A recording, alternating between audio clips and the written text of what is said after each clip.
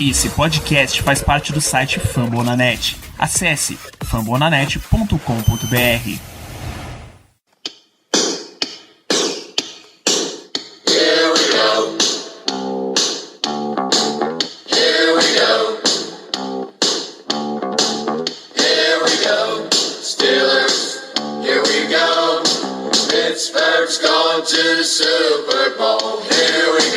Muito bem, pessoal, estamos começando mais uma edição do Black Yellow Brasil Podcast, episódio 196 desse programa sobre o Pittsburgh Steelers para todo o Brasil, direto de fambonanet.com.br, da Amazon Music, Spotify, Deezer, iTunes, ou da onde você quiser. Eu sou Danilo Batista, seu host para mais uma semana, host numa semana em que vamos fazer reflexões, avaliações e premiações neste programa. Com o envelope dourado na mão, eu tenho a presença de Germano Coutinho. Boa noite, Germano. Boa noite, Danilo, boa tarde, bom dia e boa noite para todos os ouvintes. É isso aí, programa de final de temporada, vamos aí comentar algumas, digamos assim, premiações e vamos que vamos. Ou aí, o designer da estatueta de premiação, Ricardo Rezende, seja muito bem-vindo a mais um programa, boa noite. A estatueta vai parecer mais um Buda, Danilo. Mas obrigado por me imaginar como um Budinha sendo a estatueta desse grande prêmio. Já é um programa tradicional que fazemos ano após ano aqui, ao final da temporada, fazer a premiação, esse evento de gala do Black Yellow Brasil. Já estou extremamente animado. Eu não sei ainda, mas já estou animado para saber qual vai ser a capa desse episódio. Eu já deixo aqui esse desafio para você. É uma boa pergunta. Eu tenho uma vaga ideia, mas o ritmo desse programa é o que vai ditar o que é que vai acontecer. Mas só assim, Ricardo, você não é exatamente o design da estatueta, ela não é no seu formato. Você criou a estatueta, você é o designer. Embora eu não tenha muita objeção a ser o troféu Ricardo Rezende de melhores do ano, mas, sabe? Eu assino embaixo e tentarei providenciar a imagem desse troféu. Já estou entusiasmado em poder ver isso. Já até imagino o que vão botar. Boa. Pra a gente abrir esse programa aqui, antes de entrarmos no passado dessa temporada 2020, a gente vai falar um pouquinho do presente, porque a grande notícia que saiu em Pittsburgh nessa semana é que o Steelers vai seguir em frente sem 4 dos seus membros de comissão técnica, e aí 3 deles simplesmente por uma questão de acabou o contrato e já foi anunciado que não será renovado. O treinador de linha ofensiva, Shaun Sarrett, o treinador de defensive backs, Tom Bradley, e o coordenador ofensivo, Randy Fichtner, mais o treinador de tight ends, James Daniel, que se aposenta aos 71 anos, Ricardo. Entre os 3 treinadores de posição, assim, é realmente um grande carimbo de que o trabalho foi ruim ou as circunstâncias acabaram deixando o trabalho deles ruim? É uma boa pergunta. Você falou no início, são boas reflexões. Mas diria que foram trabalhos ruins, tanto do Randy Fichtner quanto do Shaun Sarrett. Existe um ponto, principalmente no Shaun Sarrett, sobre o desenvolvimento de jogadores mais novos, como o Dodson entrou bem, o Banner na temporada passada como sexto homem também trava bem, mas o Banner ia ser o titular nessa temporada, né? Exato. Você pode até colocar isso como desenvolvimento. Mas a queda do nível da OL no conjunto é muito visível, A gente tinha uma unidade muito estabelecida. Eu sei que a gente tem o envelhecimento da OL naturalmente e tudo mais. O Mike Munchak saiu, o Pounce, o Villanueva, o De Castro já estão para mais de 30 anos, mas não é comum essa queda de performance, não. A gente brincava na época do Munchak que podia entrar qualquer um ali, Danilo, ou eu não lembro quem gostava de falar essa expressão, botava lá o caixa do Walmart, alguém da fila do Walmart ali com o Mike Munchak, que dava certo, dava muito certo, por sinal. Então, para mim, é problema de coach mesmo, quando você vê a OL não consegue abrir buracos para corrida, a gente sofre para conseguir uma jarda, muito do problema de sec que a gente teve nessa temporada, muito do que a gente preservou de sec, na verdade, do Big Ben, que a gente não protegeu ele bem razoavelmente, a gente sabe que é por conta que ele estava se livrando bem rápido da bola. Então diria que o Sarrett e o Randy Fichtner são incompetentes, com todo respeito aos dois, foi por incompetência mesmo, todo sucesso para ambos na sua carreira, na carreira dos dois. São dois caras que vivem rasgando elogios em Pittsburgh. O Sean Sarrett já está em Pittsburgh desde 2012, o Randy Fisher desde 2007. São duas pessoas queridas por todos lá, mas profissionalmente, de fato, em termos de resultado, dá para sustentar só porque o cara é gente boa, né? Claro. Então, o Art Rooney já mandou uma mensagem rápida com essas não renovações. O Tony não esperou 24 horas. O Tony deu uma coletiva na quarta-feira, não deu 24 horas depois da coletiva. Já foi anunciada essas mudanças, essas saídas. O Tony disse que queria anunciar as mudanças o mais rápido possível. Provavelmente naquele momento que o Tony estava conversando com a imprensa na quarta-feira, eles já sabiam os nomes que iriam sair. Foram anunciados no dia seguinte. Tom Bradley surpreendeu algumas pessoas, de certa forma. O secundário aparentemente estava bem sob seu comando desde quando ele chegou, um homem bem experiente. Mas é aquilo, o Terrell Austin também era conhecido como técnico de secundária. Se você tem dois técnicos de secundária, alguma coisa está errada. Tom Bradley e o Terrell Austin como técnico de secundária. Então, acredito que foi mais nesse sentido mesmo, não viram tanto valor assim. Talvez no Tom Bradley decidiram partir com ele também. Isso é claro que o Brady Fitch, né, é o grande nome aqui. A gente viu durante um ano inteiro o que o ataque dele foi capaz de causar, Germano. Algum entre esses 4 nomes você realmente sente a partida? Com certeza não. Eu sinto a partida do Randy Fitch, né? Mas eu sinto uma alegria tremenda, uma alegria profunda, sabe? Mas tirando isso, não sinto não.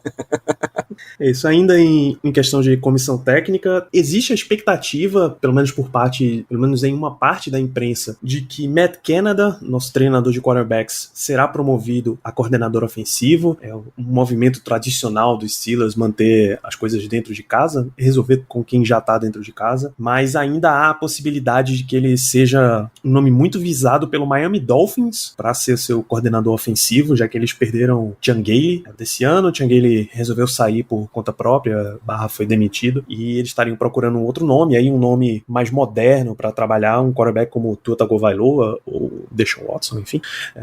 Então fica a dúvida aí se Matt Canada continua ou se ele vai partir. Tem outra dúvida, tá com o Terrell Austin, que ele é assistente de defesa, mas tem proposta para ser entrevistado pelo Tennessee Titans, ou rumores de que ele vai ser entrevistado pelo Tennessee Titans, então tem muita indefinição. O Ricardo até me lembrou aqui antes do programa que nenhum dos técnicos de posição da defesa tem contrato, mas não tem, inclusive o coordenador defensivo Keith Butler, mas também não tem notícias de que eles vão ser demitidos, porque contratar todo mundo novo pode ser um choque de gestão meio forte nesse final de era aí pros Steelers. É essa situação mesmo? Como é que você acha que vai se desenrolar, Ricardo? Sobre o Matt Canada, quem divulgou a informação foi o Tom Pelissero e o Ian Rappaport da NFL Network no sábado pela tarde, que a expectativa era que o Steelers promovesse o Matt Canada para o cargo de quarterback coach. A gente estava até conversando no nosso QG, a demora para começar a sair alguns nomes, possíveis nomes para o cargo, e aí quando saiu o nome foi do Matt Canada realmente. Ainda não tem a confirmação. Uma parte da mídia de Pittsburgh, não vou dizer uma parte, mas foi exatamente o Jeff Hathhorn de uma rádio local de Pittsburgh, da KDKA de Pittsburgh, que tem parceria com a CBS, tem emissora de TV e tudo mais lá na cidade. Apresenta o programa junto com o Andrew Filippone. Ele comentou agora pela noite que o nome do Matt Canada é quente em Pittsburgh, mas ainda não foi fechado. Não foi oficializado pelos Steelers nem nada. Ainda assim, a gente também não tem nome de outras pessoas que estejam no páreo. Não que também acho que o Steelers vai querer olhar para muitos nomes. Lembra em 2012, quando o Bruce Arians saiu, o Steelers só olhou e entrevistou 2 nomes, foi o Jim Caldwell e o Todd Haley. Então, também esse ano seja do mesmo jeito, e a qualquer momento eu acredito que eles vão anunciar que o Matt Canada ele realmente venha a ser promovido. E vamos ver, Mike Tony vai talvez dar sua última cartada em Pittsburgh, e um profissional que, em termos de NFL, pelo menos nunca chamou jogadas, né? Mas deixa isso pro próximo episódio, pro nosso exercício de numerologia, pra semana que vem. Isso não bastasse a quantidade de jogadores que a gente tem que se preocupar e analisar, a gente vai ter que dar um uma bela vista em treinadores também. Sim, de fato, e como você falou, parte da comissão técnica de defesa, a informação que se tem é que ninguém realmente tem contrato. Pete Butler deve voltar para ser coordenador de defesa, um contrato ano por ano, como chamam lá nos Estados Unidos, year to year. Renova por um ano e assim por diante. Vamos ver o que é que o Terrell Austin vai decidir da vida dele, né? Também não tem contrato, Terrell Austin, apesar de que eu acho que o Steelers vai querer contar com ele. É isso, Keith Butler, inclusive, já tem 64 anos, tá realmente no final de carreira. Contratos ano a ano no Steelers também não são necessariamente novidades, é a situação que vem Kevin Colbert, General Manager, por exemplo. Todo ano ele assina uma extensão para mais um ano e mais um ano e mais um ano, e a gente vai vendo. Teve um outro nome, aliás, que de comissão técnica de front office, agora que eu falei de Colbert, não tem mais ninguém que tenha pedido entrevista com o Omar Khan que esteja com cargo aberto ainda, ou tem? Não. Ele teve aquela questão com o Houston Texas, né? Que a consultoria contratada pelo Texans aprovou o nome do Omar Khan. Chegaram a ter até conversa sobre contrato, mas aí a direção lá, eu que nas encobertas foram lá e contrataram o Nick Caserio, que era um desejo antigo de Houston. E aí o Omar Khan não ficou por lá e o Panthers também não ficou com ele. O Omar Khan só ficou na primeira fase e na segunda etapa, podemos dizer, ele não foi nem aprovado. Então tá por aqui ainda. Espero que fique. É isso, caso algum time ainda apareça e leve o Omar Khan para qualquer cargo de gerência na real, os Steelers, por ele ser membro de uma minoria étnica, os Steelers têm direito a 2 escolhas compensatórias de terceira rodada, uma no draft de 2021, uma no draft de 2022. Pelo menos que eu me lembre, 2 times conseguiram atingir essa marca nessa temporada. O Los Angeles Rams, porque o chefe de scout deles agora vai ser general manager no Lions, e o San Francisco 49ers, porque o coordenador defensivo, o Robert Saleh, vai ser o head coach do Jets. Um é por ser negro e o outro por ser de ascendência libanesa e muçulmano também. São realmente 2 minorias, considerando o perfil da NFL. Eles ganham essas escolhas compensatórias, é um novo programa de expansão e uma expansão igualitária aí na NFL, incentivando os times a formar esse tipo de profissional dentro da sua hierarquia, para que aí outros times venham, e geralmente essa contratação vinda de fora é numa questão de promoção mesmo. Então, o treinador de posição vai virar coordenador, o coordenador vai virar head coach, o assistente administrativo, o vice-presidente, enfim, vira um general manager, e esse tipo de contratação que o cara vai subindo. Por exemplo, o Mike Tomlin era um coordenador defensivo, né, quando veio para os Steelers.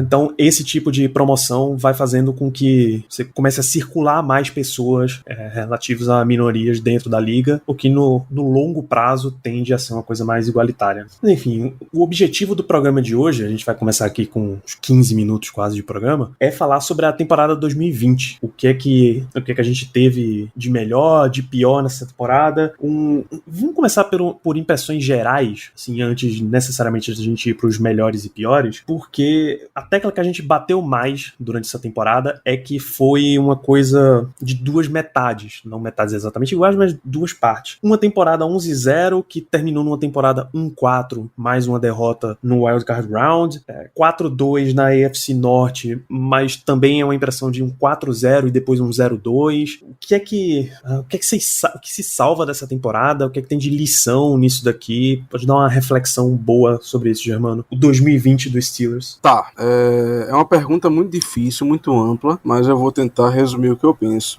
O que tem pra salvar dessa temporada, o que a gente pode tirar dessa temporada, vamos dizer assim, primeiro tem que começar, na minha opinião, com o Big Ben. Big Ben mostrou que ele é um quarterback que ainda tá em alto nível. Pode não ser, talvez, top 5 da liga, mas é um cara que com certeza consegue nos levar longe. Beleza, teve os problemas dele com interceptação, principalmente nesse jogo de playoff que a gente perdeu pro Browns, mas ainda assim é um cara que a gente pode confiar, que o ataque vai até onde o Big Ben vai. Então, ele deu uma mensagem muito forte para todo mundo que achava achava que ele teria que acabar a carreira agora, que ele não conseguiria voltar, que ele não conseguiria render por causa da cirurgia no cotovelo. Então a primeira coisa que eu tiro dessa temporada é que o Big Ben tá de volta.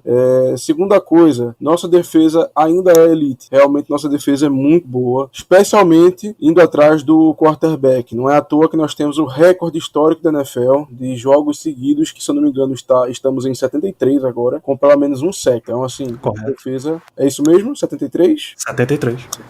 Então é isso, nossa defesa também é elite. E por fim, até para não me alongar muito, a terceira coisa que eu gostaria de destacar é que nós temos um grupo de wide receivers muito bom. Nós temos realmente assim como nos últimos anos, né, a gente sempre teve um grupo de wide receivers bons, mas essa temporada eu queria também destacar isso porque são wide receivers novos, tá? Caras novos na liga, mas que já mostraram para que vieram, vamos dizer assim. Claro, existe um erro aqui, um erro ali, que é normal, mas realmente nós temos um dos melhores grupos de wide receiver da NFL, na minha opinião. Bom, boa, Germano, esse é até um bom ponto. Talvez essa seja... É impossível você tirar o brilhantismo de um TJ Watt, por exemplo, mas esse seja um grupo que daria mais ânimo. É um grupo que, quando você compara com o resto da NFL, você pode dizer que é um bom planejamento financeiro, porque você tem muitos jogadores, todos jovens, todos até então baratos, que funcionariam, né? Que estão em ponto de funcionar para uma equipe da NFL. Se você botar esse grupo de wide receivers em quase qualquer outra franquia, seria fantástico, assim, você conseguiria muito resultado com pouco investimento. Claro que agora a gente começa a ter que ver o resultado financeiro disso aí. Esses jogadores começam a precisar receber contrato. Mas se você olhar bem, o Steelers não desviou da estratégia que eles vêm usando há muito tempo, que é um wide receiver que eles vão pagar bem, e aí já foi tanta gente, já foi Hannes Ward, já foi Mike Wallace, já foi o próprio Antonio Brown, já foi Emmanuel Sanders, e agora era para ser Antonio Brown e um grupo jovem por baixo. Ele foi embora, vamos ver como é que o Steelers vai lidar com isso, mas é de fato uma lição boa que fica para as próximas temporadas. Rapidinho, Danilo, eu posso ter errado realmente, mas você falou só do grupo que era formado, não falou que pagou Mike Wallace nem Emmanuel Sanders, né? Não, peraí. Em estratégia, o Steelers gostaria de ter um wide receiver mais bem pago e um grupo jovem abaixo dele. Correto. Se não foi necessariamente pagou o Mike Wallace bem, pagou Emmanuel Sanders bem, aí a minha memória pode estar falhando aqui, mas a estratégia, eu imagino que seja essa. A estratégia é essa, não pagou. Ficaram o contrato que ia ser pro Mike Wallace, e vocês foram lá e deu pro Antonio Brown. E assim por diante, o Mike Wallace cumpriu o contrato de rookie e depois foi embora. O Emmanuel Sanders do mesmo jeito. Então, na real, é sempre um grupo jovem que eles planejam pagar um pouco mais. Só Brown que acabou recebendo mesmo um contrato de wide receiver 1. Exato, só o Antonio Brown recebeu o contrato de wide receiver número 1. E aí antes do Antonio Brown foi o Hines Ward por sei lá quantos milhares de anos. Aí tinha lá o Hines Ward, Nate Washington, o Plexico Burress, logo no início do século. Pode esquecer Antonio Holmes, Antoine Randall, Cedric Wilson, não sei se eu falei Cedric Wilson já, enfim. Lima Suede.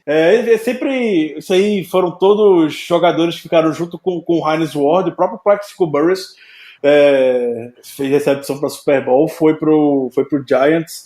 Depois, no final da carreira, retornou pro Steelers. O Antonio Holmes, MVP de Super Bowl, poderia estar caminhando para ganhar um contrato, mas teve problemas eventualmente fora do campo, acabou sendo trocado pro Jets.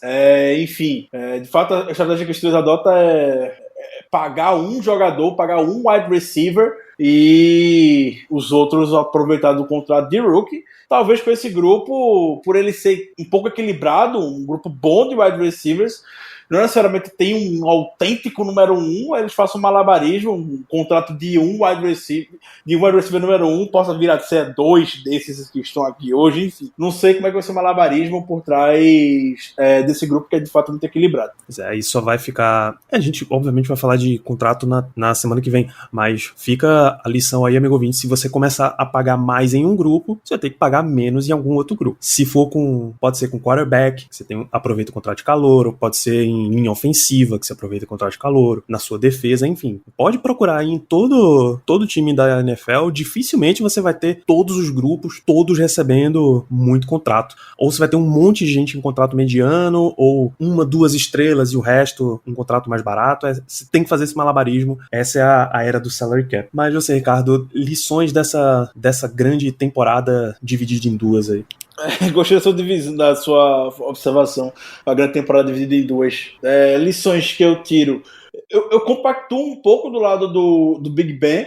O Big Ben me surpreendeu muito, muito positivamente. Ele jogou melhor do que eu pensava, apesar disso gerar talvez alguma controvérsia dos amigos ouvintes. Eu acho que o Big Ben saiu bem. Para mim, tá de longe de ser o principal motivo que levou à eliminação do Steelers. Se teve alguém que manteve o Steelers, obviamente, em campo na temporada, competitivo, de certa forma, foi Big Ben. Mas também, ao mesmo tempo, é a primeira vez que eu sinto que é a hora da gente olhar para o futuro. Até então eu não tinha essa sensação, mas a gente tem que começar, de certa forma, a olhar. E aí eu saio com essa sensação da temporada. A defesa, ela é muito boa, como o Germano falou, uma defesa espetacular. Não entro nesse mérito. Porém, eu, ao contrário de 2019, por exemplo, eu senti falta em alguns momentos para poder ela ser um pouco mais clutch. Eu senti um pouco de falta de dezembro, ela forçar um turnover em alguns decisivos, igual foi no jogo contra o Colts. Nas outras derrotas, a gente não teve esse grande momento para poder botar fogo no jogo. A fortaleza do time é, de fato, a defesa. Então, não é uma crítica, é só para ela ir além mesmo do que a gente espera. Então, pelo segundo ano consecutivo, sei que 2019 foi difícil, sem Big Ben a gente poder exigir muito disso, porque muitas vezes roubava a bola e o ataque não aproveitava, mas a gente acabou caindo o desempenho em dezembro. A gente vai falar sobre comissão técnica, mas uma grande lição que eu tiro nessa temporada eu sou, na verdade, um grande fã de Mike Tomlin. Eu gosto muito dele, mas o cara tá parado no tempo. O Steelers tá parado no tempo e Mike Tomlin é uma grande representação disso. E tudo ficou muito escancarado quando o time começou a cair, a desmoronar ao longo da temporada. Não tem uma comissão técnica boa, uma das menores comissões técnicas da NFL, inclusive, se não a menor. A gente viu o Buccaneers tem 29 membros da comissão técnica, o Steelers tem 19 membros da comissão técnica, muitos deles já super experientes. A gente viu em um dia, basicamente, 4 de 19 saindo. Isso já dá o quê? 25%, basicamente, pouco menos de 25%, 25% da nossa comissão técnica indo embora, e pessoas que não agregam ou não estavam trazendo novos conceitos que a NFL pede hoje. Então, se tem um momento, alguma temporada que eu critico e muito o trabalho do Mike Tomlin, foi essa, e talvez de fato já esteja na hora de começar. Gostei que eu estava conversando de começar a falar um pouco hoje no programa, de começar a deixar esse pessoal com um aviso prévio, que a gente vai ter que renovar essa comissão técnica. Tá chegando na hora realmente. Então, deixar o Tony aí com aviso prévio, ter contrato por mais um ano, só com a opção de renovar por mais outro. Mas eu abro muito mais a minha mente para isso. Antes eu tinha, de fato, a mente que pensei que o Mike Tomlin ia ficar aqui até, sei lá, 2030, até quando o Mike Tomlin quisesse. Não acho que vai ser assim. Tá chegando na hora realmente de selecionar novos áreas da comissão técnica, ou se já não chegou. Bicho, eu abri a página aqui do staff do Buccaneers, me assombra pelo seguinte: primeiro que pros 3 setores, para ataque e defesa, eles têm o pessoal de controle de qualidade, que o Steelers oficialmente não anuncia que tem. Inclusive, tem um dos assistentes lá em Tampa, é justamente Anton Randall, pareado, claro, com o coordenador ofensivo Byron Leftwich, mas esse não é o ponto. Preparação física, aqui o Steelers eu tenho listado um coordenador, um treinador, Garrett Guimont. Em Tampa tem 5. A gente tem que dar uma colher de chá, porque assim, pelo menos uns 3 são do Tom Brady, né?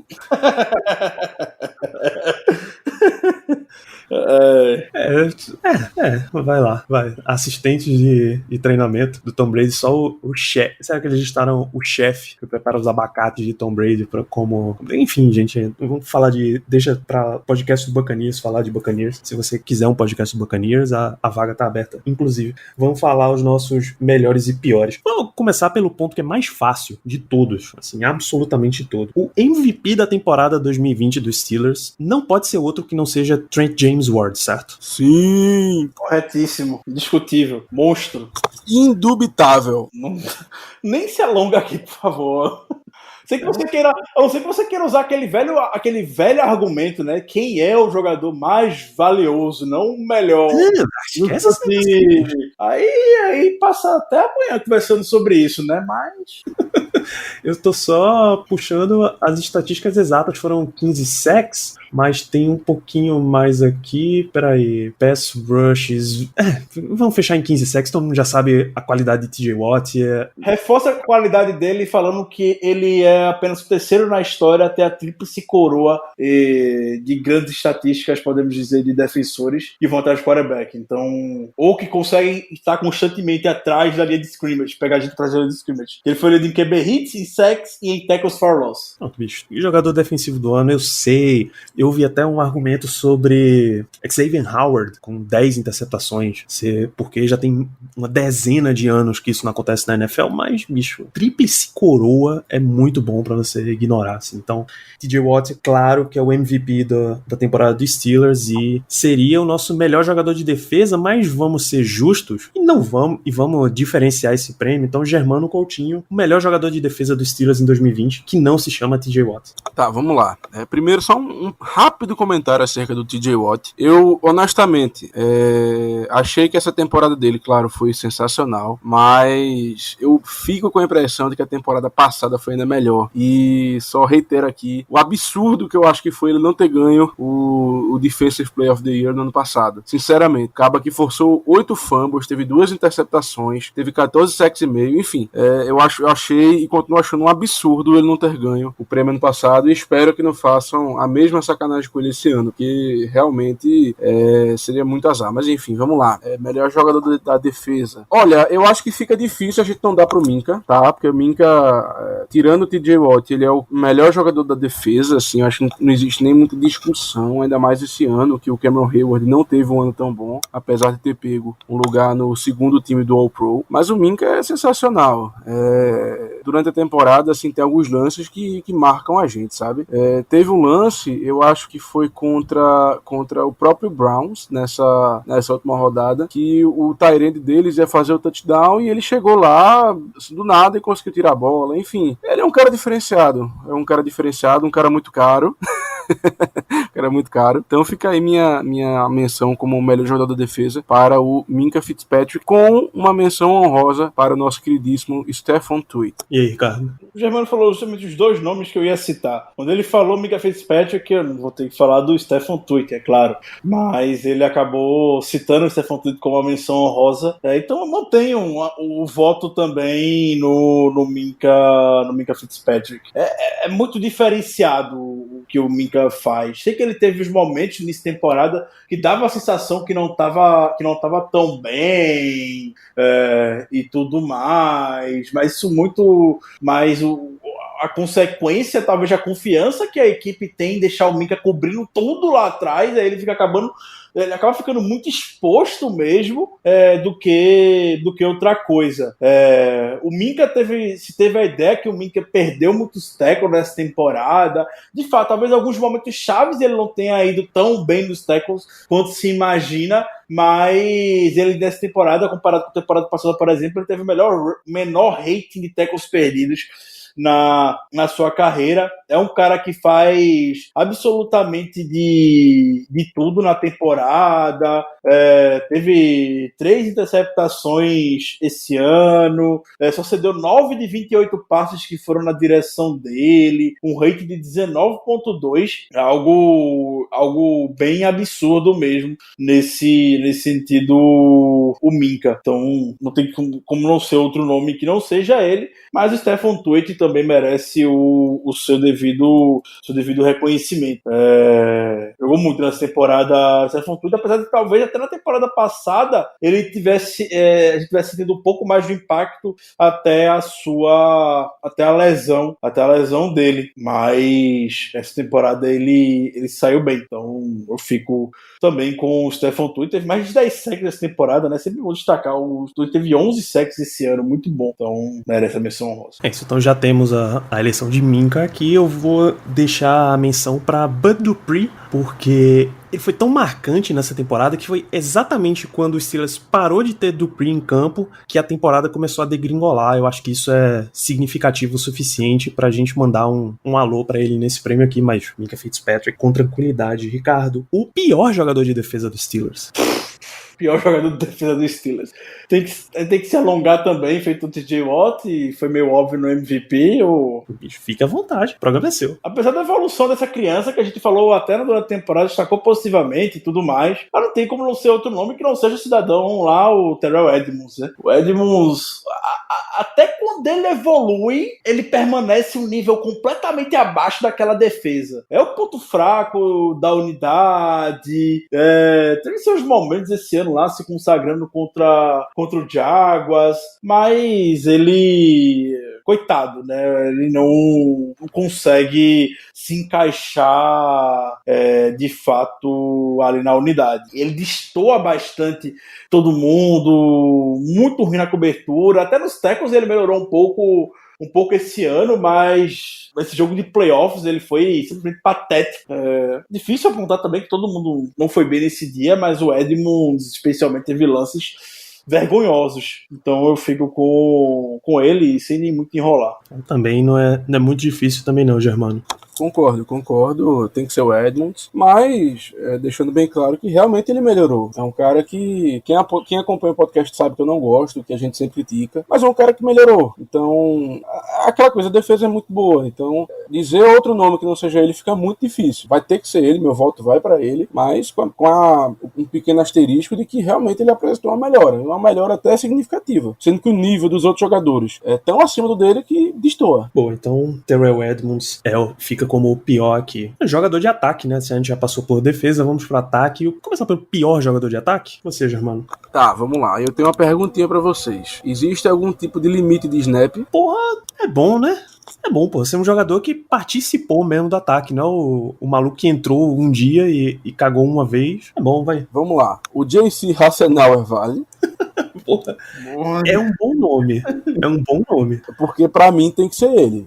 Se a gente tá falando de pior jogador do ataque, tem que ser ele. É um cara que dentro do jogo mostrava que não tinha nível de estar na NFL. Eu não vi nenhum outro jogador nessa temporada do ataque que a gente apontasse e dissesse, poxa, esse cara aqui não tem nível de estar na NFL. Podia estar num jogo ruim, podia estar numa sequência ruim, beleza. Mas se a gente fala que o Terrell Edmunds destoa dos outros jogadores da defesa, o Hassenauer, ele, meu amigo, é como se, sei lá, o resto do time tivesse na Terra e o Hassenauer tivesse na Lua. É um negócio assim absurdo. O nível é muito diferente, Então, assim, aqueles lances do Hassenauer, eu acho que foi até no jogo contra, eu posso até estar enganado, eu acho que foi até no jogo contra o Washington, teve um lance ridículo que ele deixou 3 jogadores passarem por ele sem fazer absolutamente nada. Poxa, se você, assim, se tem 2 ou 3 jogadores em cima de você, pelo menos tu pega um, né? Assim, tu evita o dano, assim, tenta fazer o máximo que tu pode, mas o cara simplesmente ficou parado, com os braços abertos, olhava para um lado, olhava para o outro, não sabia o que fazer. Então, assim, se não tiver um limite de snap, já que ele não jogou tanto, meu voto vai para o J.C. Hassenauer, não tem o que fazer.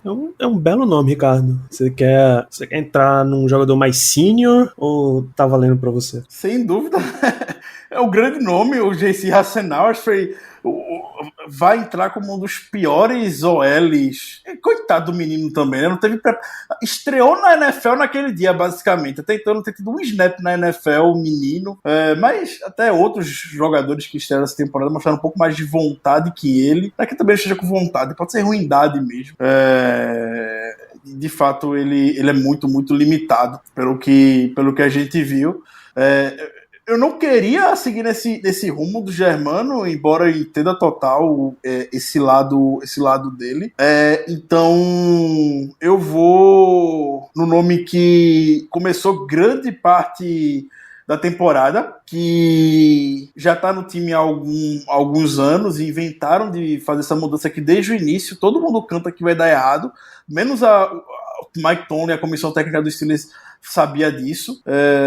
E eu vou botar no Matt Feiler. O Matt Feiler, ele se saiu muito bem como tackle, ele ganhou adicional de performance, até a gente já comentou, pelo bom trabalho que ele fez como tackle e pelo salário dele ser muito barato. Na época, ele ganhou pelo acordão de jogadores um bônus de desempenho por isso.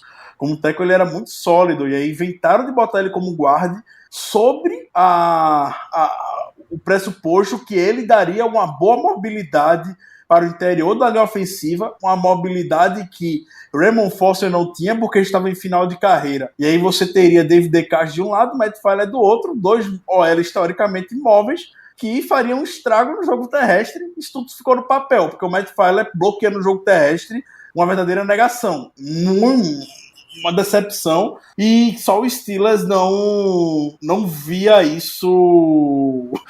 Basicamente, o absurdo do Mike Feiler ter perdido, ficado fora alguns jogos, foi pro injury reserve, voltado no último jogo contra o Browns e ainda ter entrado como titular no lugar de Kevin Dodson. Não existe isso. Então, o jogador teve uma boa participação e já um pouco mais veterano, eu vou votar nele mesmo. Era esse o nome que você queria, se pudesse ser exatamente um cara mais participativo, Germano? Não, eu não sei. Talvez eu até esteja levando muito em consideração essas últimas impressões. Mas o Villanueva não teve uma temporada nada boa. É um cara que nas temporadas passadas ele foi super bem. Tava, não digo entre os melhores tackles da liga, mas com certeza era um cara no alto escalão, vamos dizer assim, um cara que não nos dava qualquer tipo de problema. Podia ser o matchup que fosse, ele iria ser sólido, ele iria fazer um trabalho bom. Mas nessa temporada eu notei que ele teve um declínio muito repentino, vamos dizer assim. Claro que, é como eu falei, talvez eu esteja levando muito em consideração esse último jogo contra o Browns, que ele realmente teve uma partida péssima. Talvez a pior dele com a camisa dos Steelers. Mas o meu nome, se não fosse o J.C. Hassenauer, eu destacaria o Villanueva como o pior jogador do ataque. Boa, no meu desempate aqui, já que temos basicamente 3 menções, eu vou votar também em Feiler, até acima de Hassenauer, pelo seguinte motivo: o poder da narrativa. Ele não só foi um jogador instável para a defesa, para a linha ofensiva, desculpa, como ele substituiu em momento-chave um jogador que estava indo muito bem, só por questão de experiência e hierarquia, sabe? Que não é o que você espera. Você espera que quem tá com a mão quente, quem tá jogando bem, se mantenha jogando até que ele te dê algum motivo pra ser tirado dali. Principalmente que é um jogador mais jovem, até mais barato e tal, pra sua sequência. É um jogador que não vai ser um free agent como o concorrente dele. Então, ter substituído o Dodson por Feiler na reta final ali no último jogo, o jogo de wildcard, realmente foi péssimo pra mim. E aí o nome de Feiler chama muita atenção para esse caso, é o que eu destaco da linha ofensiva. Tudo, acaba que todas as decisões ao redor dele ficaram ruins, né? De você tirar ele de tackle para colocar como guard, como o Ricardo bem explicou, e depois, quando ele não estava plenamente desenvolvido como guard, do outro lado, inclusive, ele era right guard, veio para left, ele era right tackle, veio para left guard, e aí você, quando ele não tá desenvolvido, você força o cara no jogo principal da temporada, tendo um competidor melhor. Então, vai para Matt Feiler aqui. Ricardo, seu melhor jogador de ataque? Boa pergunta. Melhor jogador de ataque. Vou manter. Eu poderia apontar algum jogador de skill position, mas prefiro não seguir nesse sentido. Eu acho que vale o reconhecimento, pelo que a gente já falou disso do programa. Eu acho que o Big Ben teve uma temporada boa. Teve uma boa temporada em 2020. Eu acho que nenhuma das derrotas caíram muito nas costas dele, e por muitos momentos ele botou o time literalmente ali, dizem, chamando jogadas, improvisando. A gente sabe que o Big Ben é o maior improvisador, o maior quarterback improvisador que a NFL já viu, e isso ficou muito claro esse ano. Então vou votar no Big Ben. Se a gente conseguiu se manter competitivo esse ano, é a diferença que a gente teve de 2019 para 2020. A gente venceu 11 jogos consecutivos, chegou longe, campeão, voltamos às provas depois de 2 anos, campeões da AFC Norte. Tudo isso passa pelas mãos de Ben Roethlisberger. Então meu voto vai para ele. Um voto interessante, Germano. Você mantém isso daí? Mantenho sim, também vai. Meu voto também vai, melhor dizendo, para o Big Ben. Assim, não tem nem muito o que falar. Eu acho que, como eu falei no início do programa, a gente vai até onde o Big Ben nos levar. Ele teve uma temporada muito boa, teve seus erros, seus problemas, claro, principalmente nesse jogo, quando ele lançou 4 interceptações. Mas, pra mim, não há dúvida de que ele foi realmente o melhor jogador do ataque. Ele sofreu bastante, talvez com o play calling, tanto que ele rendeu muito mais quando ele entrou no no-huddle, mas pra mim acho que quase que indiscutível.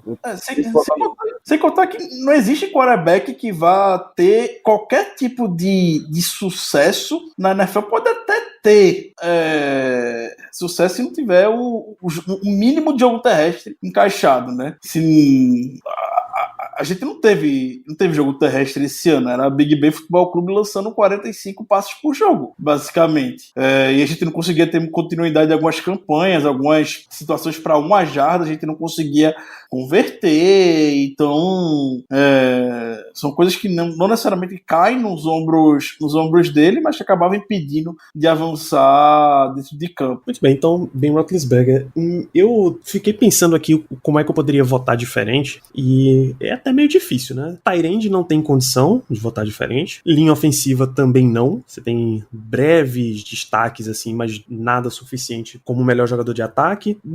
Running backs também é impossível colocar, nem teve running back nos Steelers esse ano, basicamente. E wide receiver, você precisaria juntar o desempenho de todo mundo ali, ou de 2 pelo menos, para ter um jogador que realmente destacasse. Porque um dos grandes sofrimentos da equipe foi com drop, né?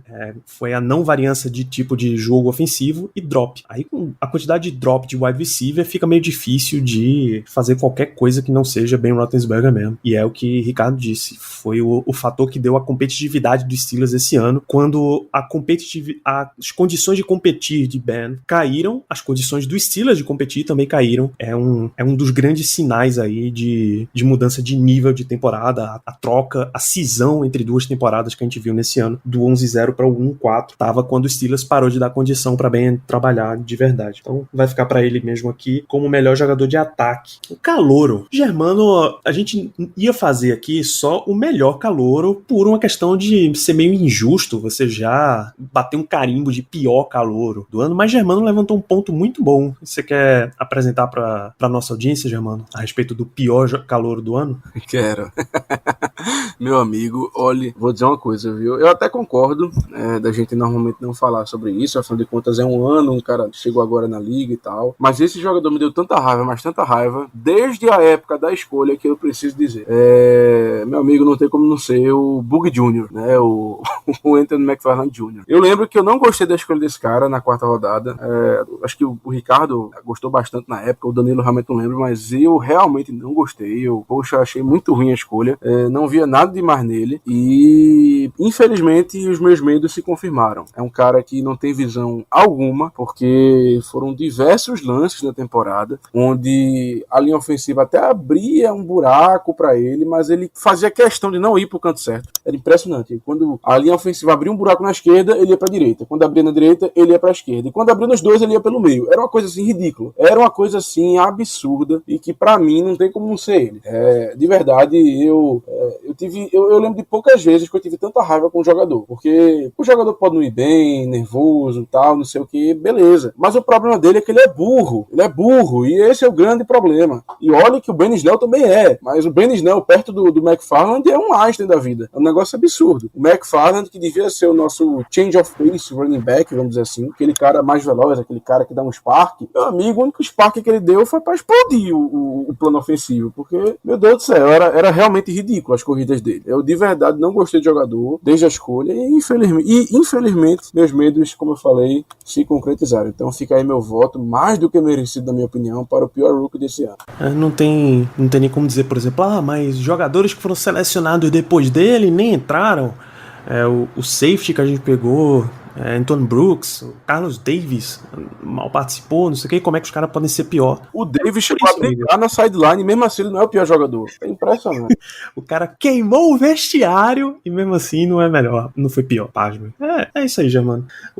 E olha que eu tinha tudo pra dizer o Carlos Davis, viu? Afinal de contas ele tirou a vaga do meu queridinho. Rapaz, é verdade. Mas a respeito da escolha de McFarland, eu nem sabia quem era, bicho. Não tinha a menor condição. Pra mim foi escolha fruto fruto de Dino Tomlin, a mente por trás do draft dos Steelers. Mas vamos pro melhor então, Germano. A gente até pode ter umas 3 opções aí, vai? São literalmente 3 opções, mas antes eu só queria saber se o Ricardo concorda. Você duvida ainda? Você duvida? Eu nem condição de não ser outro que não seja a topeirinha do McFarland, coitado. Não levanta a bandeira pra criticar Rookie, não, ainda mais ele, um cara que eu realmente gostava saindo de Maryland. Gostei na época da escolha, mas o cara samba dentro de campo de maneira que eu nunca vi. Espero que se desenvolva. Se desenvolver, realmente pode fazer uma graça, mas esse ano, para ele estar aqui sendo destacado, um rookie negativo é porque ele realmente saltou os olhos negativamente nesse sentido. Bom, então voltando aí ao melhor rookie do ano. Você falou certo, Danilo. Realmente a gente tem, acho que 3 opções. E que belíssimas 3 opções, tá? Pra ser muito sincero. Primeiro, o Chase Claypool, nossa escolha de segunda rodada, né? Um jogador que chegou na liga fazendo barulho, o famosíssimo Mapletron, cara que no começo da temporada tava rendendo demais, touchdown aéreo, touchdown terrestre, de todos os modos possíveis. Tivemos também a nossa escolha de terceira rodada, o Highsmith, que virou titular infelizmente, né, depois da lesão do Dupree, e mostrou o que veio. Talvez ele não tenha conseguido tantos stats assim, mas nós que vimos os jogos, notamos o impacto dele. O cara que demonstrou ter um arsenal muito bonito, muito legal de movimentos de pass rush. Então, realmente, ele foi muito bem também. E o grandiosíssimo Kevin Dotson, belíssima surpresa, escolha de 4ª rodada. Esse aí, eu posso dizer que eu patrocinei, tá? Realmente gostei muito do Kevin Dotson, um cara que demonstrou que pode ser titular aí nessa linha, se Deus quiser, por anos e anos, um cara muito bom. O PFF mesmo ama o cara, então é uma escolha muito difícil, muito difícil. Eu tô pendendo a escolher o Kevin Dotson, porque eu realmente gostei muito dele, um cara que jogou bastante até vamos dizer, nesse último quarto, nesse último terço de temporada, não cedeu nenhum sec, se eu não tô enganado também não cedeu nenhuma pressão, mas diante da diferença de snap, eu vou ter que ir com o Chase Claypool. O Claypool realmente foi muito bem, principalmente na primeira metade da temporada. Um cara que demonstrou desde o início para que veio, tá? Deu uma dimensão diferente no nosso ataque. Então, o meu voto por essas razões fica com o Mapletron, o Chase Claypool. Eu já digo que é o meu voto também. Vocês viram todo o meu malabarismo aí pra tentar votar em wide receiver como o melhor jogador ofensivo do ano. Porra, aqui a gente só tem um jogador, né? Essa opção não tem como votar Ben Roethlisberger como calor do ano, então Chase Claypool é meu voto também, Ricardo. É bem complicado aqui. De fato, esses 3 rookies tiveram temporadas espetaculares. O Steelers acertou muito no draft desse ano com o Claypool, com o Dotson e com o Alex Highsmith, 3 potenciais titulares do time aí por mais alguns anos. O Dotson, como o Germano falou, deve ficar aqui, espero que já por toda a carreira. Tem muita cara de Steelers ele. Os 3 podem ser um caso pra gente poder falar e advogar aqui, porque seria o melhor rookie do ano e eu não iria questionar nenhuma escolha. Claypool quebrou recordes essa temporada de touchdowns para um rookie, não só do Steelers, como na NFL também. Teve jogo de 4 touchdowns. O Kevin Dotson, como o Germano falou, não cedeu nenhum sec, e se brincar também não cedeu nenhuma pressão. Se cedeu foi no máximo uma, que o Pro Football Focus apontou. O Alex Highsmith, ele teve uma vitória em snaps de pass rush de 24%, ou seja, em 24% dos snaps, Alex Highsmith ganhou o matchup dele para poder chegar no quarterback. Isso, entre os rookies, foi o melhor, inclusive melhor que Chase Young. E na NFL, entre os que estavam qualificados para essa estatística, ele seria o 7º colocado, ou seja, só 6 jogadores foram melhores que o Alex Highsmith no matchup para poder chegar no quarterback. Então isso é um número absurdo. Obviamente o Alex Highsmith com um número inferior de snaps, quando se compara com os demais, eu não sei, foi o Seth Walder da ESPN que só comentou a respeito do que o Alex Highsmith seria o 7º. Não sei quem seria o 6º, e em diante. Como eu sou o voto vencido, eu vou no Claypool também. Eu agradeço ao Danilo por ter deixado como último aqui nessa votação já decidida basicamente. Mas eu vou com o Claypool também, pelo impacto que a gente sentiu na temporada e tudo mais. Perfeito, então Chase Claypool fica com esse prêmio de melhor calor do ano. Vamos pra comissão... Isso, até o Google quer participar aqui da votação. Google, quem foi o melhor jogador dos Steelers esse ano? Agora você não quer, né? Beleza. Vamos pra comissão técnica. O melhor membro de comissão técnica dos Steelers, e aí pode ser head coach, coordenadores, técnico de posição, o que vocês quiserem, tá valendo. Deixa eu começar com você agora, Ricardo. Eu vou no Carequinha, vou no Matt Canada. Primeiro ano de experiência dele na NFL, um dos grandes nomes do college football. Estava empolgado para poder ver o trabalho dele. A gente já sentiu muito do DNA dele no ataque, movimentações pré-snap, algo que o Steelers não tinha. Muito presente, jogadas com jet sweep. O Claypool fez várias touchdowns da temporada em jogadas assim, end around, a grande jogada do Ray McCloud contra o Eagles, por exemplo. É tudo fruto do playbook do Matt Canada. A evolução que a gente sentiu no Mason Rudolph, no jogo que ele teve, já deu para ver também que isso também é fruto do trabalho do Matt Canada. A partida que o Mason Rudolph teve contra a equipe do Cleveland Browns é outra semana temporada regular. Então a gente sentiu, quando a gente sente qualquer tipo de diferença ou de impacto em algum setor no ataque, como foi na posição de quarterback, então de forma normal você olha quem tá por trás, e acho que o Matt Canada se encaixou muito bem, então eu dou pra ele esse título de melhor técnico dos Steelers em 2020. O meu vai pra Ike Hilliard, treinador de wide receivers, pela quantidade de jogadores desse setor que mostraram serviço. Chase Claypool bateu recordes, Juju foi um dos líderes de touchdown do time, o Deontay Johnson teve grandes aparições, inclusive na hora que precisou dar aquela chama pro time continuar a tentar competir.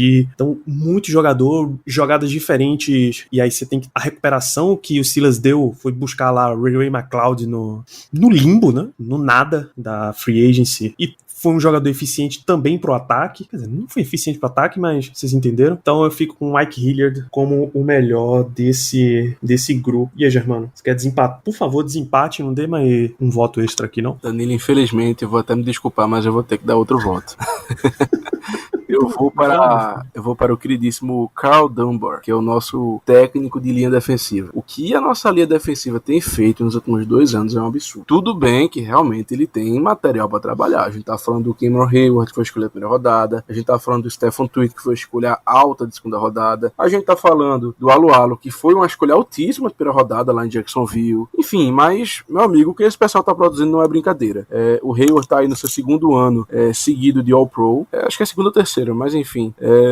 E assim, a gente sabe o valor dele, apesar dele não ter tido uma temporada tão boa, ou melhor, tão boa quanto a passada, vamos dizer assim, mas ainda assim foi um jogador importante. Temos aí o Stephon Tuitt, que, de novo, tá tendo uma crescente muito grande. Temporada passada, eu lembro nitidamente que ele era nosso melhor jogador defensivo, na minha opinião, até o momento que ele se machucou, e a gente tá falando de uma defesa que tinha o Hayward, que tinha o Minka, e que tinha o TJ Watt, tendo temporadas maravilhosas, ou melhor, maravilhindas, vamos dizer assim. E essa temporada, de novo, crescente absurda, 11 sacks, um cara que talvez não apareceu tanto assim, não era aquele cara de maior destaque, vamos dizer, mas sempre estava ali fazendo jogadas. É um cara que talvez apareça menos do que devia aparecer, mas ainda assim é um cara muito bom. E o Tyson Alualo, que simplesmente é sensacional no papel que ele desempenha. A gente viu nos jogos que ele ficou machucado o quanto a nossa defesa contra o jogo terrestre sofreu. É um cara que teve uma temporada muito boa, vários passes desviados, enfim, um cara muito underrated. Então, por esse trabalho nessa nossa linha defensiva, eu vou votar no Carl Dunbar. Bom, então temos 3 votos aqui: Matt Canada, Ike Hilliard e Carl Dunbar. Vocês querem sortear ou a gente divide o prêmio pra 3? A gente manda 3 troféus com o formato de Ricardo lá pra Pittsburgh mesmo? Manda 3. Manda 3, né? Então vai pra Matt Canada, treinador de quarterbacks, Ike Hilliard, treinador de wide receivers, Carl Dunbar, treinador de linha defensiva. E aí entra o pior membro de comissão técnica, que eu acho que vai ser difícil sair de Randy Fitchner, que é o meu voto aqui. Mas vai lá, Germano. Eu não vou nem comentar muito. Na minha opinião, não tem nem o que discutir. Ricardo? É um voto vencido já. Tipo, é muito óbvio que é o Randy Fitch, né? É muito óbvio. Mas a minha vontade é de votar no Mike Tomlin. A minha vontade é de votar no Mike Tomlin.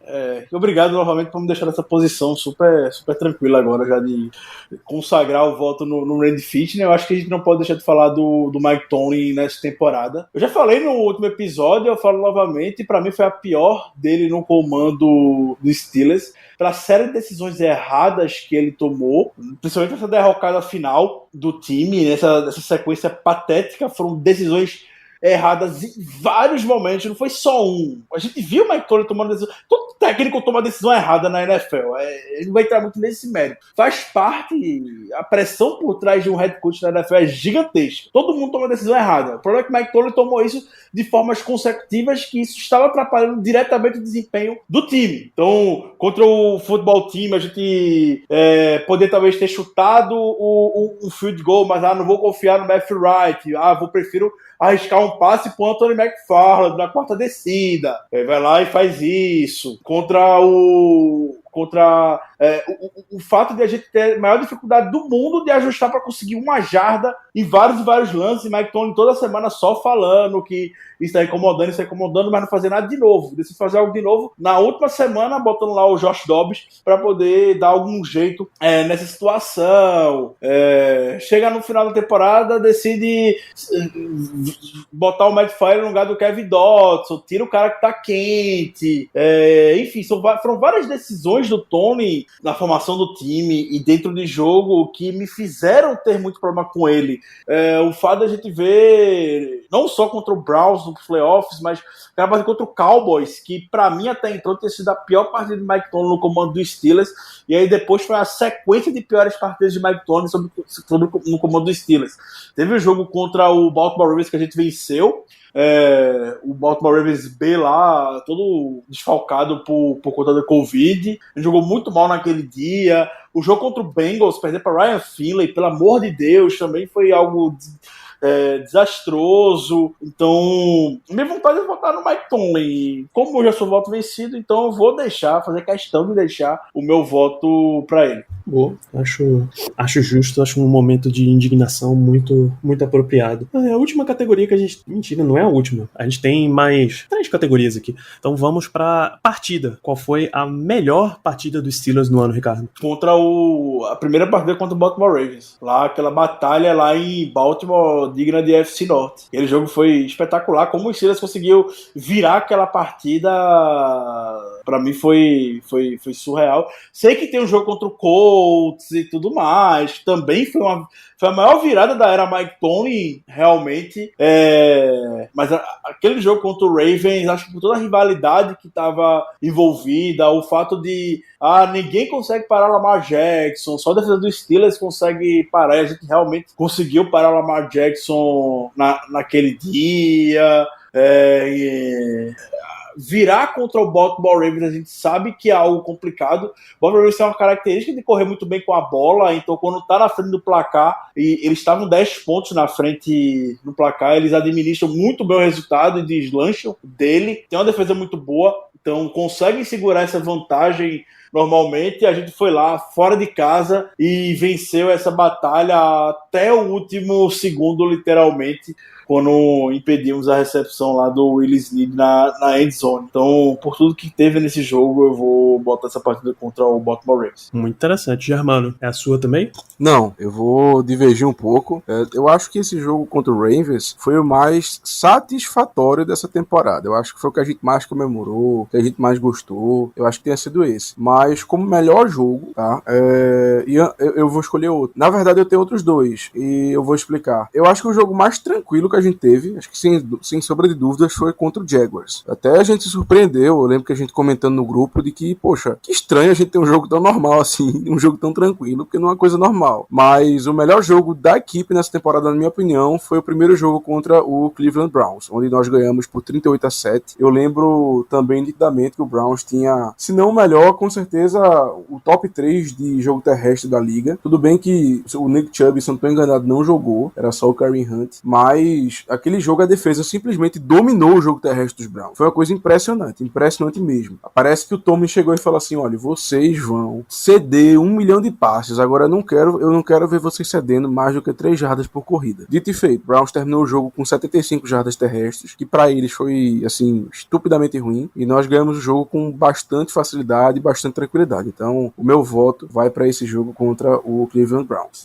Boa, são realmente 2 votos, um de dominância, mas eu fico com o voto de Ricardo pela catarse que foi ganhar daquele Baltimore Ravens. Era o jogo da semana 8, né, em Baltimore, que é mais forte ainda. Foi um final de semana, assim, maravilhoso, nível, os adeptos estão a dançar nas bancadas, o fã de Football Manager vai entender a expressão, então não tem como o jogo que me deu mais esse prazer de assistir não ser o meu voto de o melhor jogo da temporada. E o pior, Germano, qual é o pior jogo desse ano?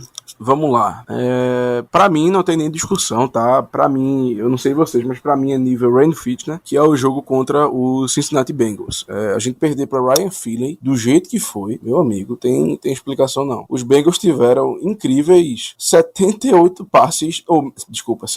jardas aéreas no jogo. 78. E nós conseguimos perder a partida. É uma coisa assim impressionante. Eu não lembro de ter visto um ataque tão ruim feito foi o nosso no primeiro tempo. Sério, foi uma coisa ridícula. E a gente tá falando de um podcast logo após a nossa derrota, basicamente, contra os Browns, onde nós lançamos 3 interceptações no primeiro tempo e ainda tivemos aquele turnover, vamos assim dizer, do snap do Pounce. Mas, olha, nem se compara. De verdade, nem se compara o ataque, porque eu nunca vi um ataque tão pífio quanto foi naquele jogo contra o Bengals. Então, por isso, pelo nível de ruindade que a gente chegou naquele jogo, apesar de que no segundo tempo a gente deu uma leve melhorada, apesar do nível de ruindade, ou melhor, levando em consideração o nível de ruindade daquele jogo, do ataque no primeiro tempo principalmente, eu tenho que citar esse jogo. Pra mim é nível Randy Fitner.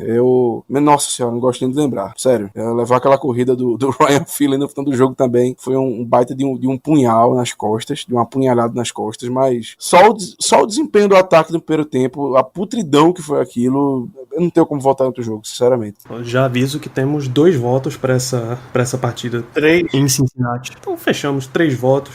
Semana 15 em Cincinnati foi 17 Steelers, 27 Bengals. Muito difícil sair desse jogo. A gente deu Uma menção rosa para o jogo contra os Cowboys, né? Que também foi uma beleza. A gente deu 27 pontos para Ryan Finley. E o running back do Bengals naquele dia era Giovanni Bernard. Sinto uma indignação na minha voz. Isso, o peso da decisão, você nota exatamente o quão podre foi aquele jogo. E aproveitando o momento de pesar, a sua decepção na temporada, Ricardo, pode ser de qualquer coisa. A minha decepção... Isso. Pode ser um jogador decepção, um momento decepção, um setor decepção. O que é que lhe decepcionou? Já falei muito dele, vou falar de novo ainda mais pra mim, que ele é muito especial, que vai ser Mike Tomlin. Mike Tomlin me decepcionou muito nessa temporada. Pensei muito que ele tinha aprendido com lições do passado. Eu sempre levantei a bandeira aqui que Mike Tomlin não costuma errar 2 vezes, ou não costuma insistir em alguns erros, por 2 jogos consecutivos. Geralmente a gente tem um problema em um jogo, na partida seguinte isso é ajustado, a gente consegue dar a volta por cima, mas esse ano ele simplesmente, na sequência de derrotas, não conseguiu dar jeito no time. O time estava perdido, o time estava desmotivado, o time parecia ter largado a temporada. Isso não é característica de times de Mike Tomlin, que entra muito para cima nos jogos. A gente estava sendo dominado fisicamente A gente foi dominado fisicamente pelo Bengals e Ryan Finley, contra o Browns. A gente perdeu nos playoffs, não tem nem o que falar, o quanto a gente foi dominado, a OL facilmente sendo empurrada, o time não conseguia ter nenhum momento de spark ou de nenhum momento mesmo na partida para poder se recuperar. Não é um time de Mike Tomlin.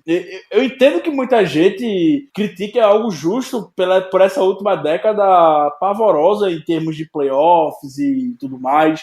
Somente 3 vitórias, mas Mike Tomlin, ele conseguia manter o time competitivo, não importa o cenário que tivesse. Ele conseguia fazer isso com o que tinha disponível para poder trabalhar. E esse ano parecia que ele tinha muito disponível, até mais do que temporadas anteriores, e não conseguiu não conseguiu sustentar. A gente saiu lá 11 vitórias consecutivas, maravilhoso, ótimo. Entra na história do time essa sequência de 11 vitórias consecutivas. Mas uma vez que a gente conseguiu, a gente perdeu o jogo pro futebol time, até o Mika Fitzpatrick, semanas anteriores, falou que a gente quebrou realmente depois daquela partida. E Mike Tomlin não conseguiu consertar. E Mike Tomlin sempre conseguiu consertar, sempre conseguiu trazer algum remendo no time em situações como essa. E ele, essa temporada, não conseguiu, até pelas coletivas que ele estava dando também. Cada entrevista merda que o Mike Tomlin estava dando,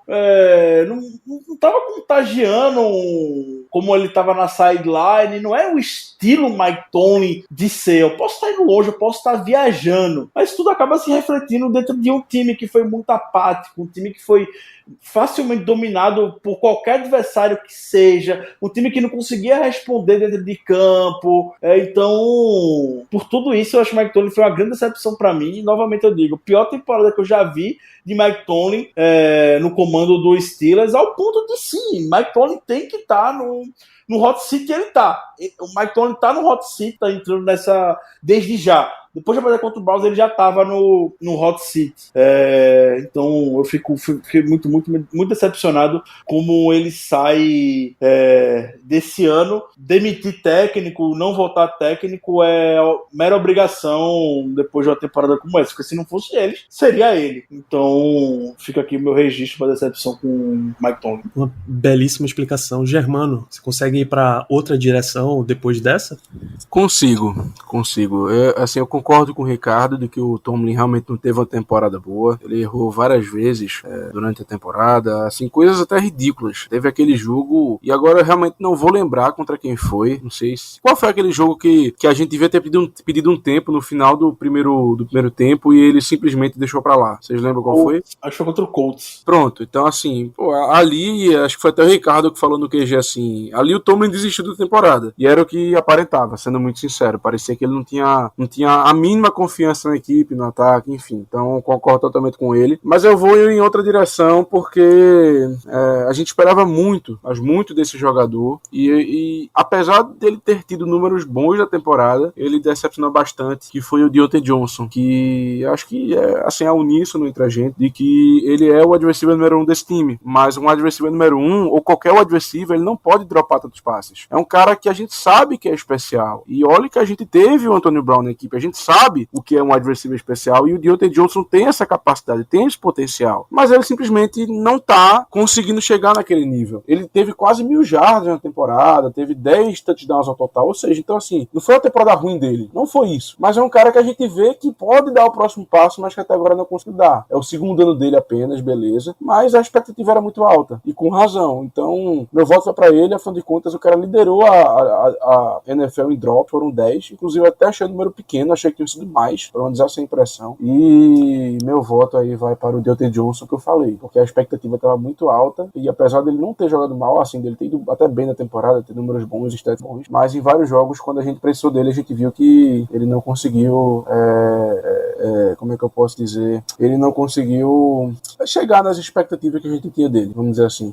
Bicho, depois dessa belíssima explicação de Ricardo, eu também fico com o Mike Tomlin, e eu acrescento o ponto de Germano nisso aqui. A impressão que deu, que a gente discutiu bastante entre nós, e até trouxemos para alguns episódios do podcast, do desistiu da temporada, foi muito forte em Tomlin, muito forte. Chegamos ao ponto de a gente olhar e dizer, bicho, se todos nós com certeza amamos Mike Tomlin, não duvide em nenhum momento disso aqui, ouvinte. Todos os membros desse podcast são apaixonados por Tomlin, mas a gente tá num ponto de desgaste depois desse final de temporada, essa segunda parte de temporada, que se amanhã ele lançasse a coletiva, a famosa Tomlin Tuesday, e dissesse, então gente, deu pra mim, todo mundo ia assinar e aceitar e vamos em frente, porque realmente ficou uma impressão péssima do treinador, péssima. Isso foi muito sentido na última coletiva dele. Teve uma pergunta na semana passada pro Tony sobre futuro e tudo mais, e perguntaram, Tony, você ainda sente vontade de treinar? Literalmente perguntaram isso pra ele. Você quer seguir treinando? E aí, Tony, com aquela estiradeza, falou, você duvida? E aí não falou mais nada, deu um sorriso e tudo mais. Isso foi uma situação que não foi passada só pela gente. Acho que a gente em Pittsburgh sentiu isso também. Obviamente, a gente sabe que não vai entrar no mérito de jogadores aqui, mas a mensagem pra gente naquele momento, que o Germano lembrou muito bem, foi isso. O cara não sabia o que fazer com o time, não sabia como ajustar mais, salvar o jogo terrestre. Estava sendo dominado, e aí, assim como outras vezes, o Big Ben vem lá, o Big Ben ama isso, vem lá com a sua capa branca voando, no seu cavalo, a capa vermelha dele, um cavalo branco de longe para salvar o dia. E foi isso que aconteceu naquele dia. O Big Ben salvou o dia improvisando o que tinha que improvisar, e o Steelers saiu vitorioso naquele jogo que a gente pensou que poderia dar uma faísca no time, deu porra nenhuma, né? Deu de nada. Foi para aquele dia mesmo e pronto. Ficou por aquilo só. Eu acho que eu fico aquelas dele, tipo assim, nós queremos ser quem bebe o vinho e não quem pisa na uva. Meu Deus do céu. É só o Tomlin mesmo, viu? Eu tô até impressionado, primeiro, de fazer essa pergunta pra ele, que a gente não lembra se foi em podcast ou se foi no nosso QG que a gente comentou sobre isso, que parece que os repórteres lá têm medo do Tomlin, sei lá, enfim, não querem se indispor e nunca perguntam nada interessante, ou se eu fico impressionado dele ter dado uma resposta normalzinha, vamos dizer assim. Pois é, rapaz. Então, a última categoria que a gente tem na nossa eleição é de surpresa da temporada. Quem é, da onde é que vocês não esperavam nada e veio bastante coisa. Deixa eu começar abrindo aqui a votação. Eu iria pra Chase Claypool, tá? Mas como é que você não esperava nada de uma escolha de segunda rodada? É porque ele não vinha pra ser necessariamente um destaque do setor, então não esperava nada. Então eu iria nessa direção, mas uma vez que eu já dei um prêmio a Chase Claypool nesta eleição, nessa temporada, eu vou ficar com um dos caras que não ganharam o prêmio em que Claypool competiu, então é Kevin Dotson, é o meu voto aqui. Porra, eu sei, a gente já falou aqui, é um mantra que eu repito do JP lá do 10 Jardas, que guard você precisa ser capaz de achar na fila do Walmart. Então, um jogador de quarta rodada, já tá na frente de fila de Walmart, mas você nunca espera coisas grandiosas de um jogador de quarta rodada, e o nível que Dotson jogou enquanto teve em campo, bicho, sem discussão. Sem discussão a ponto de eu fechar o olho e assinar se você me perguntar se eu quero ele pra titular na temporada 2021. Então, Kevin Dotson é a minha surpresa, o primeiro voto da categoria. E aí, Germano? Eu concordo que o Kevin Dotson seria uma belíssima escolha para a surpresa do ano, mas eu vou em uma direção diferente. Eu vou de Robert Spillane, pela situação que ele teve que entrar na equipe. A gente perdeu o Devin Bush, uma lesão que a gente achou que seria péssima para a defesa, porque o Devin Bush é um cara também diferenciado, e também porque a gente não tinha qualquer tipo de depth na posição de inside linebacker, como a gente bem comentava. E o Spillane chegou, primeiro jogo dele, acho que foi o primeiro, se não estou enganado, meteu uma lapada no Derrick Henry que impediu ele de entrar na endzone. Até se machucou, coitado, mas enfim, chegou chegando, entendeu? Um cara que depois acabou se machucando, infelizmente, mas, assim, pelo prêmio ser da surpresa da temporada, de ser um cara que eu não esperava absolutamente nada dessa temporada, e pelo fato de ele ter jogado bem no tempo que ele teve disponível, meu voto vai pro Spillane. Boa também, Ricardo. Eu não vou desempatar isso, porque meu nome é um pouco diferente do que vocês trouxeram, mas eu concordo com os dois. Quando a gente fala de surpresa, acho que é de fato aquele que a gente não espera absolutamente nada dele mesmo. E aí esse menino chegou no final do training camp, a gente nem viu lance nenhum dele com o Steelers. Ele entrou, ficou no roster principal, entrou na temporada, de início já sentiu o impacto dele, que foi o Ray McLeod nos retornos. Não esperava nada dele. E Deontay Johnson foi ao pro na temporada passada em retornos. Então, o Deontay Johnson, teoricamente, já estava muito bem consolidado ali. Mas aí, no primeiro retorno da temporada de Deontay Johnson contra o Giants, já soltou a bola e tudo mais, já começou a ter essa desconfiança, depois já apresentou mais segurança, e o Ray McLeod entrou e entrou muito bem. A gente ficou cantando a temporada todinha quando é que teria o touchdown do Ray McCloud. Infelizmente não veio, mas conseguiu botar o time em alguns momentos em boas posições de campo, como a gente não via um retornador em muito tempo. O Deontay Johnson, temporada passada, ele realmente no final da temporada entrou muito bem, no ator foi ao Pro, teve touchdown retornado contra a equipe do Arizona Cardinals e tudo mais. Mas o Ray McCloud nos kickoffs, nos retornos de punt, eu me surpreendi bastante, então eu deixo meu voto aqui com ele. Bom, então, mais uma vez a gente divide aqui. Um voto para Kevin Dotson, um voto para Robert Spillane e um voto para Ray McCloud. Foi até ver, o Ray McCloud recebeu votos para All Pro nessa temporada também, recebeu 3 votos para All Pro, o Ray McCloud para retornador, e também o Ray McCloud, ele na seleção de All Pros do Pro Football Focus, ele foi eleito. Depois que o Terrell Edmonds recebeu votos pro All Pro, o nível disso aí caiu bastante, viu? Então, gente, é isso. Passamos por um bocado de categoria até. A gente tem um recap bem longo para uma temporada que foi tão de altos e baixos. Considerações finais para a temporada, Germano Coutinho. Muito obrigado por mais um programa. Valeu, Danilo. Valeu, Ricardo. Eu gostaria de agradecer a todos os ouvintes que estiveram com a gente nessa temporada. Uma temporada que começou maravilhosamente bem, 11-0, mas que infelizmente terminou de um jeito que a gente não gostaria, né? Que a gente não queria. Mas enfim, a NFL é assim, acontece. E considerações finais, sinceramente, assim, agradecer a companhia dos amigos de verdade nesse programa, porque assim, a gente, no nosso QG, nós sempre estamos conversando, sempre estamos debatendo as coisas, não só apenas dos Steelers, mas claro claro, a preferência é essa, mas queria agradecer aí a vocês dois, no nome de todo mundo, por essa companhia nessa temporada, e acho que é isso, eu não tenho nem muito mais o que falar, considerações, eu fiz algumas considerações iniciais boas no começo do programa, sobre os pontos positivos, e é isso, a gente ama esse time, é incrível como um jogo muda a nossa semana, como o nosso humor muda. É impressionante, é realmente impressionante. Então não tenho nem muito a falar, apenas agradecer. Agora vai começar o draft, né? A época que eu mais gosto. Estou um pouco atarefado, talvez eu não consiga ver tanto tempo como eu gostaria, mas eu realmente adoro fazer mock, enfim, pensar nas possibilidades. E espero que a temporada que vem a gente tenha mais sucesso nos playoffs, que a gente consiga chegar ao Super Bowl, que a gente consiga ir mais longe, porque honestamente essa equipe merece, principalmente essa defesa merece, tá? Então um grande abraço a todos e here we go. Valeu, Ricardo Rezende. Considerações finais para a temporada 2020. Obrigado por mais uma semana de episódio de Black Yellow Brasil. Eu que agradeço a companhia dos amigos. Por trás daqui, como o Danilo falou, tem muito mais gente envolvida e dedicada para nós, conosco, aqui, fazendo o Black Yellow Brasil. Desde sempre essa proposta de ser uma página de fãs, para fãs. A gente faz aqui porque gosta de conversar com vocês, gosta de interagir com vocês nas nossas redes sociais. Não tem nada que nos agrade mais. Foi uma temporada até certa forma divertida. Quando a gente tava 11-0, tudo vai bem, é claro, mas depois a ladeira foi grande. Tá até agora a sessão de descarrego sobre essa temporada e vai durar mais um tempinho, provavelmente. Obviamente a gente terminou muito longe do que a gente queria. Mais uma derrota em playoffs, mais um ano and done na pós-temporada. Isso levanta muita preocupação, é claro, pro futuro do time.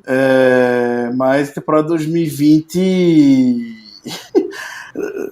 Eu procuro uma palavra para poder definir, tentando ser um pouco positiva, mas não consigo encontrar outra que não seja de frustrante mesmo, da maneira como ela acabou, como ela se desenrolou. Então, a gente tem mais um episódio na próxima semana para brincar de numerologia, brincar de como é que tentar acertar o futuro desse time, como é que vai ser em termos de cap, como é que vai ser em termos de comissão técnica, como é que vai ser em termos de jogador, quem é que volta, quem é que não volta, fazer esse exercício na próxima semana. Eu sei que todos vocês estão muito ansiosos para isso.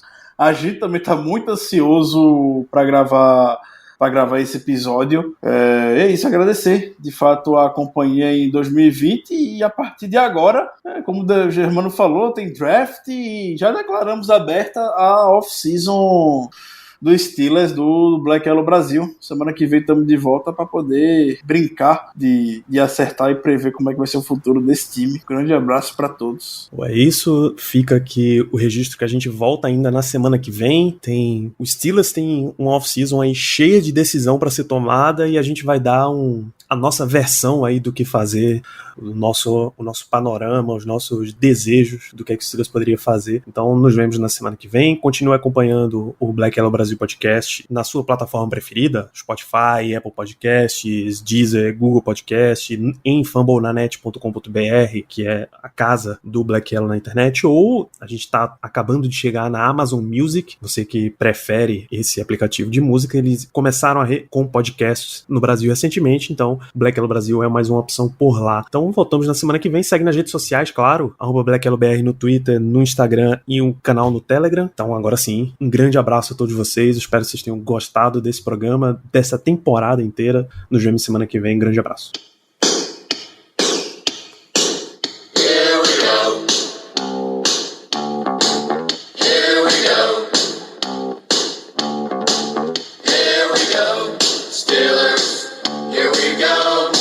Pittsburgh's gone to the Super Bowl. Here we go. At your job, do you ever have to deal with a nose roller? How about a snub pulley? Well, if you're installing a new conveyor belt system, dealing with the different components can sound like you're speaking a foreign language. Luckily, you've got a team ready to help. Grainger's technical product specialists are fluent in maintenance, repair, and operations. So whenever you want to talk shop, just reach out. Call, click Grainger.com, or just stop by. Grainger, for the ones who get it done.